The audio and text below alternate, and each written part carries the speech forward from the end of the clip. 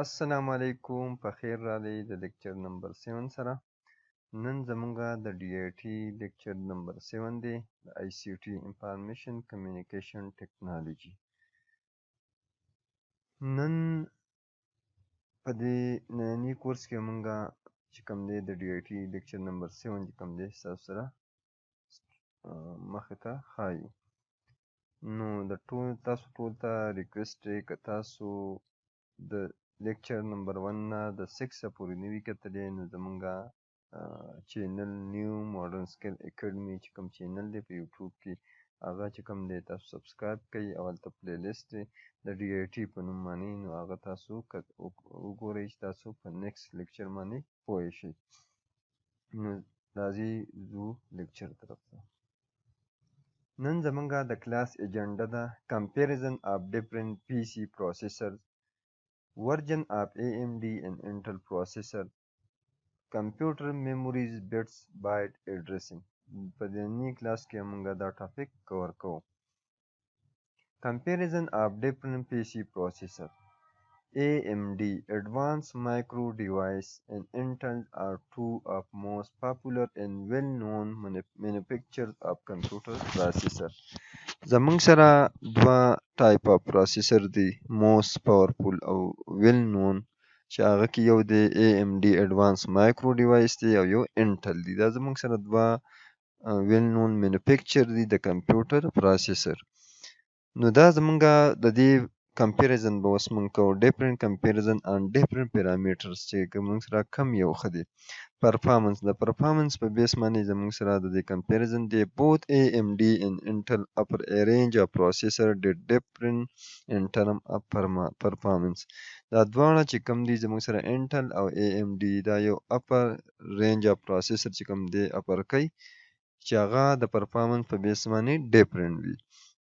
AMD processor tend to offer better multi-core performance while Intel are better at a single core performance. AMD processor چې کوم دی هغه زموږ سره د ملټي کور پرفارمنس لپاره بهترین وي، مطلب ملټي ټاسکینګ لپاره هغه لپاره AMD processor بهترین وي او انټل چې کوم دی د سنگل کور پرفارمنس لپاره بهترین وي. This means that if you using application that require multiple cores such as video editing, AMD processor is best. د دې جملې مقصد دا دی که ته یو داسې اپلیکیشنز یوز کوې چې د هغه دپاره ملټي کور ضرورت وي نو لکه ویډیو ایډیټینګ شو نو ستا دپاره هغې بهترین کوم یو دی AMD processor چې کوم دی بیسټ چوایس دی.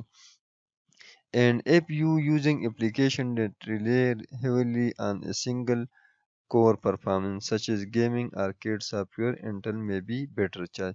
او که تاسو داسې اپلیکیشن یوز کوئ چې هغه چې کوم دی سنگل کور پرفارمنس باندې چې کوم دی هغه دپاره پکار وي نو هغه بیا لکه گیمینګ شو کیټ سافټویر شو نو هغه ستاسو لپاره بیا انټل بهترین چوایس دی.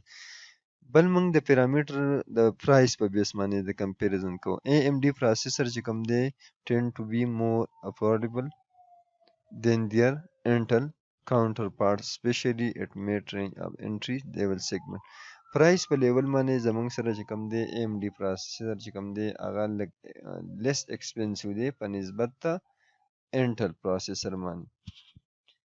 This means that if you are in budget AMD processor may be a better choice. د دې مقصد دا دی که ته په بجټ باندې ستا سره لیس اماونټ دی نو ستا دپاره AMD processor بهترین چوایس دی. دا لیس ایکسپنسیو دین انټل پروسیسر. بل زمونږ سره پیرامیټر دی د پاور کنزمپشن په بیس باندې چې کوم کمپیریزن دی.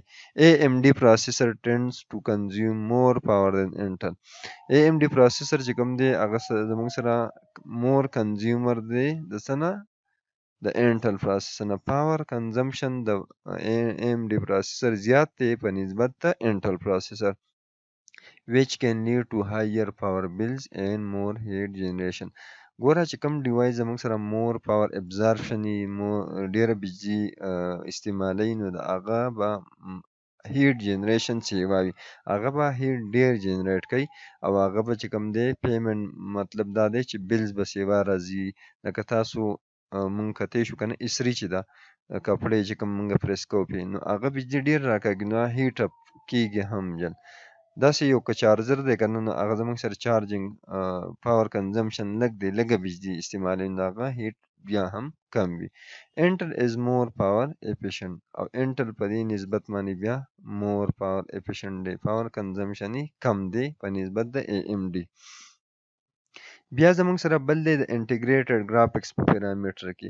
انټل هیو بیټر انټیګریټډ ګرافکس دین اے ام ډي پروسیسر. انټل زموږ سره better integrated graphics پکې په نسبت د AMD processor which can be advantage if you using the processor in a system that does not have dedicated graphics. نو زمونږ سره انټل بهترین دی که ته یو داسې پروسیسر یوز کې چې هغه کې dedicated graphics نه وي نو انټل بهترین دی.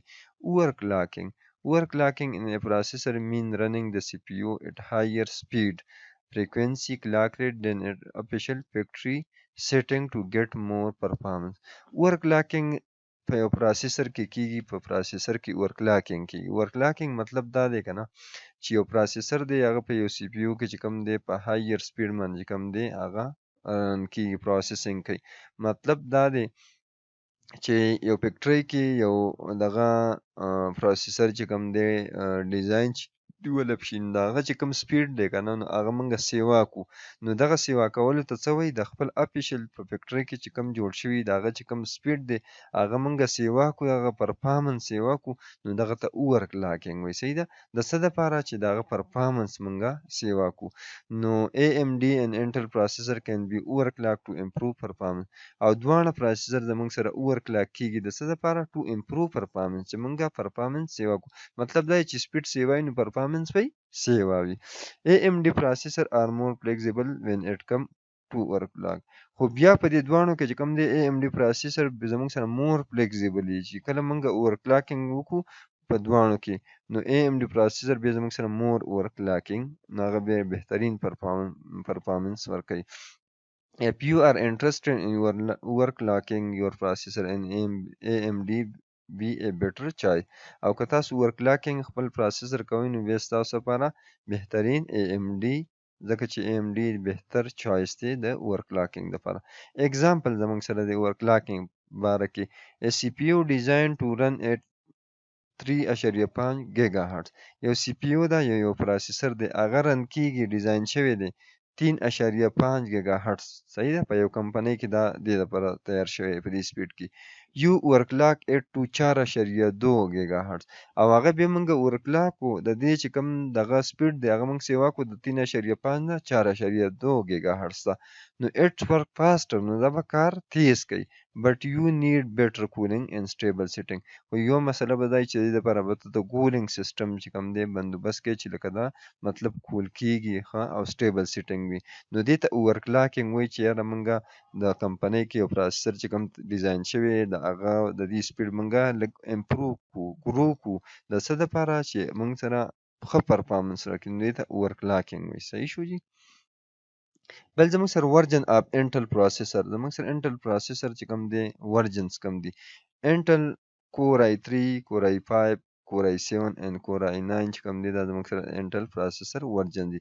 The Core i3 is a budget processor but offer decent performance for everyday computing tasks browsing YouTube. Core i3 زموږ سره بیا یو بجټ پروسیسر دی چې دا یو ډیسنٹ شاندار پرفارمنس چې کوم دی د ایوری ډے کمپیوټینګ کوم ټاسک کیږي دغه لپاره دا افر کوي لکه براوزنګ شو یوټیوب شو نو دا بهترین دغه زموږ سره Core i3 دی. نمبر اف کور زموږ سره په دې کې 2 وي. صحیح ده په دې کې انټل چې کوم Core i3 پروسیسر په دې کې کورز وي دنه نو په دې کې زموږ سره نمبر اف کورس وي 2 وي. The Core i5 is mid-range processor that offer better performance and stable for gaming and multimedia tasks. او بیا Core i3 زموږ سره یو درمیانه رینج پروسیسر دی او هغه یو بهترین پرفارمنس ورکوي د څه لپاره او سوټیبل وي د گیمینګ او د ملټي میډیا چې کوم ټاسک وي دغه لپاره بهترین وي. Core i7 is a high-end processor that offers excellent performance and suitable for video editing and 3D modeling. او Core i7 به زموږ سره یو های پروسیسر دی هغه excellent performance ورکوي او suitable وي د څه لپاره د ویډیو editing او 3D modeling لپاره. The Core i9 is the most powerful processor from Intel and suitable for tasks that require extreme processing power such as scientific computing and machine learning. ابي Core i9 چې کوم دی زموږ سره یو powerful processor دی په Intel کې چې هغه suitable وي د کم task لپاره کم چې extreme processing power دغه لپاره پکار وي لکه scientific computing کېږي یا machine learning چې کوم دغه کېږي هغه لپاره به Core i9 چې کوم دی powerful دا processor بهترین دی. ها بیا زموږ سره ورژن اف AMD and Intel processor چې کوم ورژن د AMD دی نو Intel Pentium versus Celeron. The Pentium is a budget processor that offers decent performance for basic computing tasks, web browsing, and office productivity. A Pentium زموږ سره یو budget processor دی چې هغه یو decent performance پرفارم کوي د کم computing task لپاره لکه web browsing شو یا د office related کم کار شو هغه لپاره بهترین دی. The Celeron is an even more budget. دا به زموږ سره د هغه نوم زیات بجټ والا اکسپنسیو پروسیسر دی او دا زموږ سره به د بیسیک کمپیوټینګ ټاسک لکه ایمیل شو ویب براوزینګ شو هغه لپاره دا بهترین دی. AMD پروسیسر بیا زموږ سره کم یو دی دا هغه کم ورژن دی نو AMD Ryzen 3 Ryzen 5 and Ryzen 7 او Ryzen 9 چې کوم دی دا د AMD processor version دی. The AMD Ryzen 3 is a budget processor that offer decent performance for basic computing tasks او دا زموږ سره چې کوم دی یو budget processor دی like expensive او دا څه کوي decent performance perform کوي د computing task لپاره. بل زموږ سره د Ryzen 5 زموږ یو درمیانه رینج پروسیسر دی او دا بهترین پرفارمنس ادا کوي او سوټیبل وي د کوم د گیمینګ او د ملټي میډینګ ټاسک لپاره.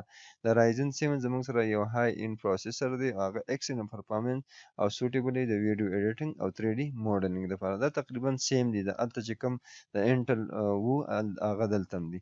د Ryzen 9 چې کوم دی د پاورفول پروسیسر دی په انټل په Ryzen کې AMD کې او دا suitable وي د څه لپاره extreme power scientific computing او د machine learning لپاره. بل زموږ سره دی AMD A series versus Athlon. د AA series زموږ سره درمیانه رینج پروسیسر دی او دا decent performance د گیمینګ او د ملټي میډیا لپاره افر کوي او دا زموږ سره یو بجټ پروسیسر دی Athlon چې دا یو suitable وي د څه لپاره computing task لکه ایمیل شو ویب براوزینګ شو د دې لپاره بهترین وي. بل زموږ سره یو ټرم یوز کیږي کمپیوټر میموریز کې زموږ سره بټس دی بایټس دی اډرسینګ دی ریم دی روم دی کیش دی فلیش دی او سی موس دی. بټ زموږ سره چې کوم دی بټ and byte are both unit of measurement used in digital computing but they are not same thing. بټ او بایټ زموږ سره دواړه چې کوم دی یونټس دي د میجرمنټ لپاره په ډیجیټل کمپیوټینګ کې خو دا دواړه سیم نه دي. لکه تاسو څنګه غواړئ که نه چې لکه یو بنانه دي کیلې دي نو هغه چې مونږه دغه کوو یو دکاندار نه اخلو نو مونږه په درجن کې اخلو د هغه یونټ څه دي درجن دي یا کیلو چې کوم دی چینی مونږه اخلو نو هغه دا یونټ څه دي کیجي. داسې د ډیجیټل ډیټا زموږ سره یونټ څه دي بټ بایټس دا زموږ سره یونټس دي. نو بیا بټس څه ته وایي. A bit is the smallest unit of the digital information in the computing and can only represent two values 0 and 1.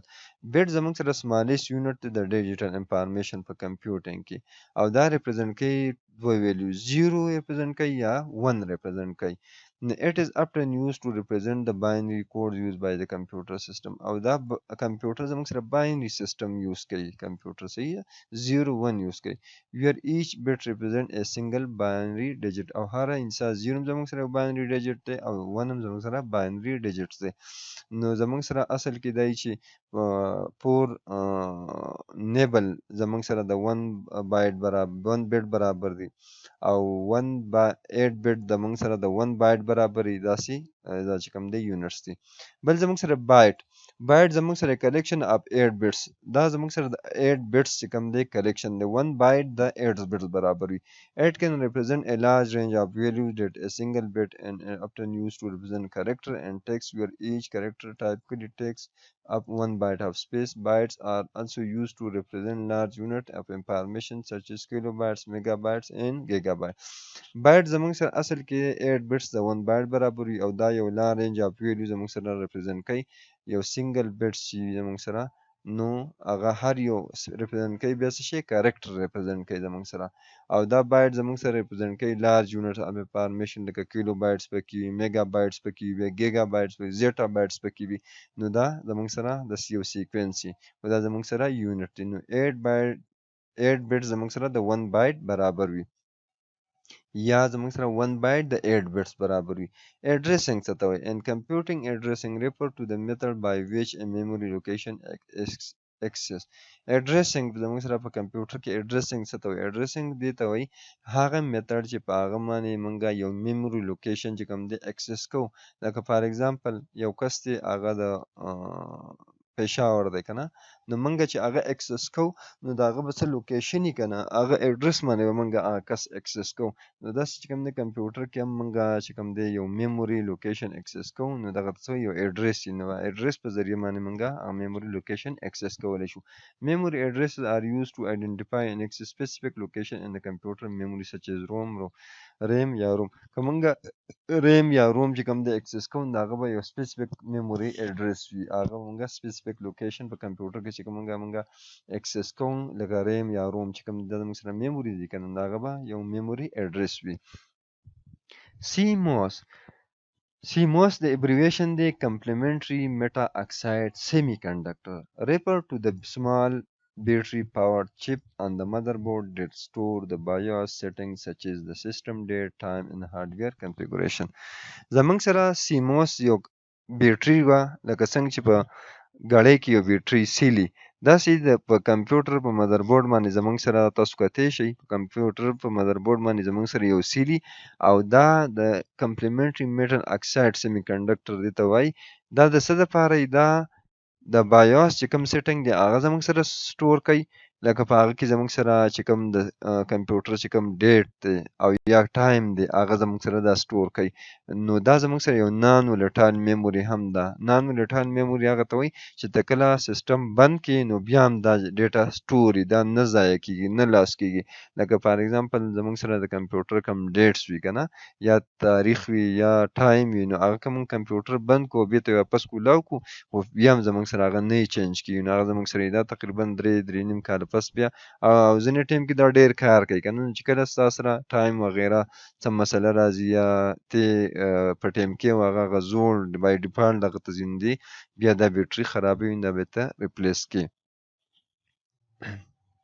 تhank you so much امید دی ویډیو بم خوښه شوي دا زمونږه لیکچر نمبر 7 وو نو امید دی ویډیو چې کوم دی د خپل ملګرو سره شیر کړئ او چینل سبسکرایب کړئ کمنټس وکړئ که تاسو ته بیا هم څه مسلې د یوټیوب چې کوم دا ویډیو د دې په کمنټس کې تاسو ماته خپل چې کوم دی کویریز درکوئ انشاءالله زه به تاسو ته په هغه باندې بیا ویډیو هم جوړوم او د هغه جواب به زه درکوم او چینل چې کوم دی د خپل ملګرو سره شیر کړئ او دا ریګولر ګورئ مونږه سټپ بای سټپ چې کوم دی دا کورس ډیزاین کړی دی نو دا لیکچر به انشاءالله داسې 10-11 لیکچر په دې کې به ختم شي د آی سی ټي بیا به د هغه پریکټیکل یې مونږه کوو نو انشاءالله سټپ بای سټپ به مونږ ځو نو که تاسو ته څه مسلې وي نو ماته د یوټیوب په کمنټس کې ویلی شئ تhank you so much